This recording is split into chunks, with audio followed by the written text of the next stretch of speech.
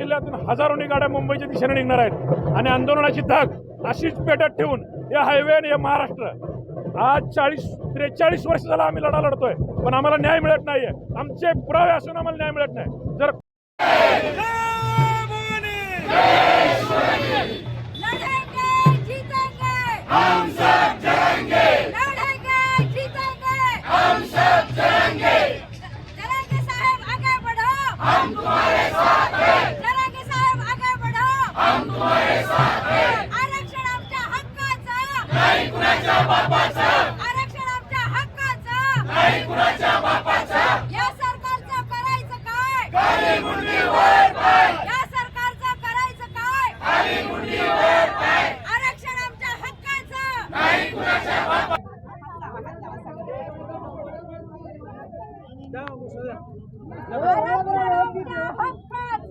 नाही कुणाच्या बापाचं आरक्षण घेऊन येणार. मराठा क्रांती मोर्चाच्या वतीनं आज या ठिकाणी मुंबईच्या आंदोलनाच्या निमित्तानं सोलापुरातील छत्रपती शिवाजी महाराजांच्या चौकात अखंड समाज बांधव या ठिकाणी उपस्थित आहे.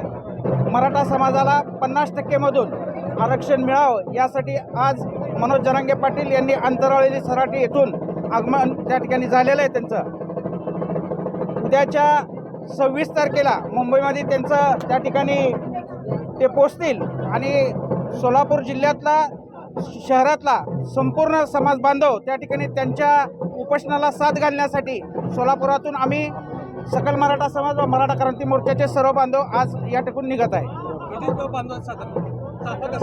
कसं निघणार आहे, तुम्ही नियोजन कसं आहे? आज सोलापुरातनं निघत असताना पहिला मुक्काम आमचा आरण या ठिकाणी आहे. आरणला मुक्काम केल्यानंतर उद्या सकाळी तिथून येवतला भिगवणला दुसरा मुक्काम असेल.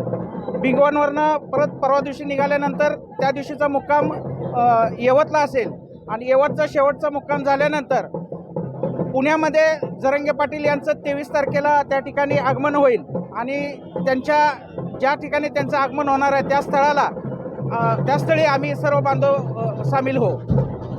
मनोज जरांगे पाटील यांच्या समर्थनार्थ सकल मराठा समाज सोलापूर जिल्हा व मराठा क्रांती मोर्चा सोलापूर जिल्हा यांच्या वतीनं त्यांच्या आंदोलनामध्ये सक्रिय सहभाग घेण्यासाठी मुंबई लाँग मार्चमध्ये हे सगळे बांधव जमा झालेले आहेत.